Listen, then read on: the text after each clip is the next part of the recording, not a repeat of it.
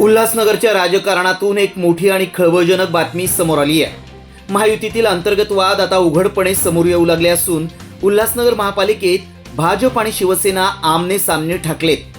महासभेत झालेल्या गोंधळानंतर भाजपनं सभात्याग करत लोकशाहीची पायमल्ली होत असल्याचा आरोप केला होता, तर दुसरीकडे शिवसेनेनं भाजपवर शहर विकासात अडथळा आणत असल्याचा पलटवार केलाय।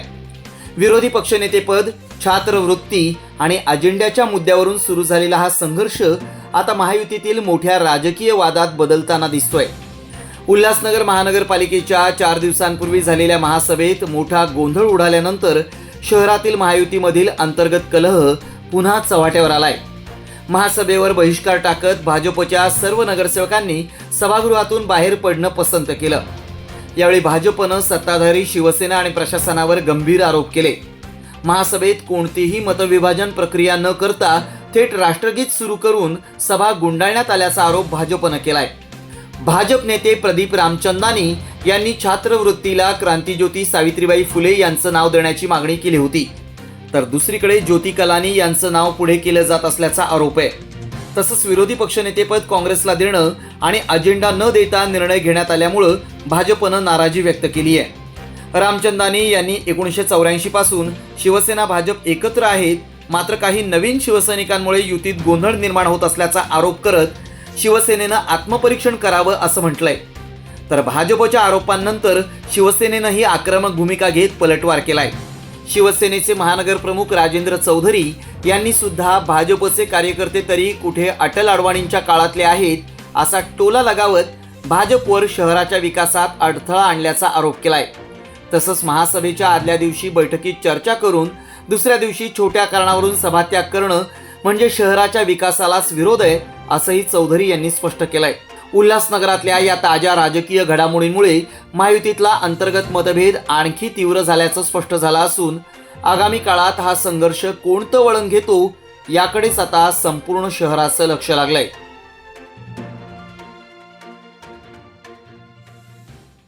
त्या सांगतो पहिला मुद्दा होता ज्योती कलानीचं नाव देऊन छात्रवृत्ती देण्याचं काम आम्ही सावित्रीबाई फुलेचं नाव दिला। त्यांनी मत विभाजनाची आपली मागणी न मान्यता थेट जनगणमन सुरू केला।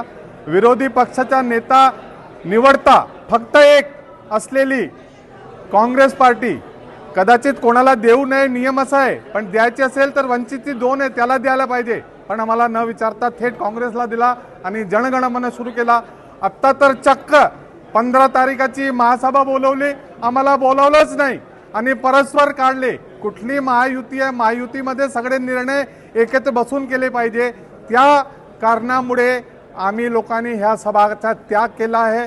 आम्हाला असं वाटते की ह्या लोकांना असं वाटेल की महायुतीमध्ये प्रत्येकांना सन्मान दिले पाहिजे। सभा त्याग करणं हे एक लोकतांत्रिक भाग आहे आणि लोकतांत्रिक भागमध्ये सभा त्याग करणं एक चांगली बाब आहे, ज्याचे म्हणून जर त्यांची काही चूक झाली असेल त्यांना ते सुधारणा करण्याचा आम्ही त्यांना एक संधी देतोय।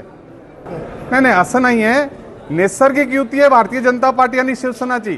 उल्हासनगरमध्ये जरा वेगळा भाग आहे, इथे काही जे वेगळे प्रकारचे नवीन शिवसैनिक आलेले आहे जे जोरदार आपला आवाज करतात की आम्ही शिवसैनिक आहे, त्याच्यामुळे गडबड आहे। ते जर नीट झाले तर उल्हासनगर आणि भाजप 84 पासून युतीमध्ये आहे, तिथे सगळं काही अलबेल होता, आता का अलबेल होत नाही हे शिवसेनेला याची विचारणा केली पाहिजे। ते भाजपाचं चुकीचं आहे। भाजपकडे पण जे कार्यकर्ते आलेले आहेत ते काय जुने नाहीत, RSS पासून आलेले किंवा अडवाणी आणि अटल बिहारींच्या बीजेपी पासून आलेले नाहीत, त्यांच्याकडे पण इकडून तिकडून आलेले सगळे कार्यकर्ते आहेत। कोणी कोणत्या पक्षामध्ये जातो आणि तो त्याचं काम करण्याचा प्रयत्न करतो, जो ज्या पक्षात असतो त्या पक्षाचा इमानदारीने काम करण्याचा प्रयत्न करतो। नाही, विषय असा आहे की विरोधी पक्ष नेता कोणाला केला जातो, जो विरोधी पक्षाचा असतो तो विरोधी पक्ष म्हणून निवडून आलेला असतो त्याला विरोधी पक्ष केला जातो। त्यांना विरोधी पक्ष केलं, जर तुम्ही म्हणता आम्ही युतीमध्ये सत्तेत आहे, मग तुम्हाला विरोधी पक्ष नेता कसं काय दिले जाईल आणि तुम्ही कसं काय घेऊ शकता? ठीक आहे ना, वंचितला द्यायचं, वंचितचं आणि काँग्रेसचं काहीतरी समजेस झाला असेल, समेट झाला असेल, त्यांनी ठरवलं असेल आम्हाला नको काँग्रेसला द्या, आम्ही काँग्रेस बरोबर आहोत, असं काही झालं असेल आणि म्हणून काँग्रेसला देण्यात आलं आणि काँग्रेसनी ते घेतलेलं आहे। सभा त्याग करण्याचं कारण तुमच्या माध्यमातून आम्ही ऐकलं, ते कारण किती छोटंसं कारण आहे। एक दिवस अगोदर तुम्ही बैठकीला बसता आणि एक दिवस आपण सगळ्या विषयावर चर्चा करतो आणि सगळे विषय त्यांचे आम्ही पटलावर जे विषय ते विषय आम्ही त्यांचे मंजुरीला घेतो आणि सगळी चर्चा झाल्यानंतर दुसऱ्या दिवशी तुम्ही सभात्याग करता छोट्याशा कारणासाठी की आम्हाला विश्वासात घेऊन अजेंडा काढला नाही. अरे जेव्हा आमच्या गटनेत्यांनी सांगितलं की तुम्हाला जरी कल्पना दिली नसेल किंवा देण्यात आली असेल, दिली होती, तुम्ही लक्षात दिलं नाही, तुम्हाला फोन केला होता, तरी तुम्ही ते कारण छोटंसं कारण दाखवून सभात्याग करतायत. विकास महासभा महिन्यातून एकदा होते आणि महासभेच्या माध्यमातून शहराच्या विकासाचे मुद्दे घेतले जातात, पण तुम्ही सभात्याग करून शहराचा विकास करायचा नाही असं तुमचं मत असं आहे, असं आम्ही गृहीत धरतो. कमर्शियल जागा भाडे तत्वावर हवीये? आजच संपर्क करा. बदलापूर रेल्वे स्थानकापासून अवघ्या 1 मिनिटाच्या अंतरावर. बदलापूर पश्चिम, मुख्य बाजारपेठ, prime location. Bank setup ready. 1365 square फुटांचा संपूर्ण फर्निश एरिया. बँकेला आवश्यक असणारी विशेष लॉकर सुविधा, मॅनेजर केबिन सहित रेडी. याशिवाय हॉस्पिटल, पतपेढी, फायनान्स, क्लासेस साठी 1365 स्क्वेअर फुटांचे आणखी 2 मजले उपलब्ध.